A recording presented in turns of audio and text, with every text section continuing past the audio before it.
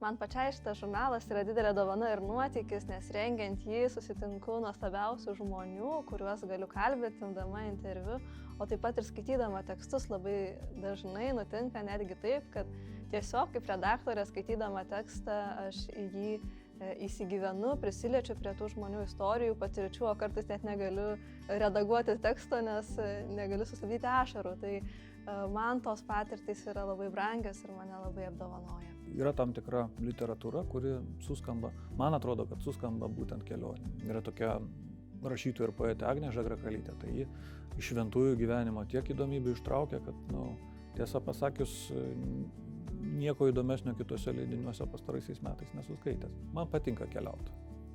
Ir keliauti turiu omeny ne vien tos geografinius dalykus, bet po tuos vidinius pasaulius. Tiesa, kartais ir pats parašau, bet ne dėl to šis žurnalas geras. Kelionė visada buvo ir tas žurnalas, kuris manęs neužverčia lavina, bet palieka erdvės pačiam svajot, matyt, ieškot, klaust. Patinka ir išskirtinis bruožas, kur labai norėtųsi, kad šitas žurnalas niekada nepamestų. Drąsa su meilė žiūrėti visus visuomenės procesus. Su nuoširdžia pastanga išgirst, kartu ieškant išeičių tiek savo, kartais iš ankstinių nuostatų kalėjimų, tiek tiem žmonėm, kurie dalinasi. Viena bičiulė, man atrodo, tokia metafora, kad tas 112 puslapių žurnalas yra, tarsi švediškas stalas, kurį tu gali atsiversti ir pasirinkti, ko tau reikia. Gal norėsi perskaityti įdomų pokalbį, gal norėsi perskaityti literatūrinį tekstą, gal tau reikės už teksto poezijos lašelio, o galbūt norėsi pasigilinti į kažkokią psichologinę temą.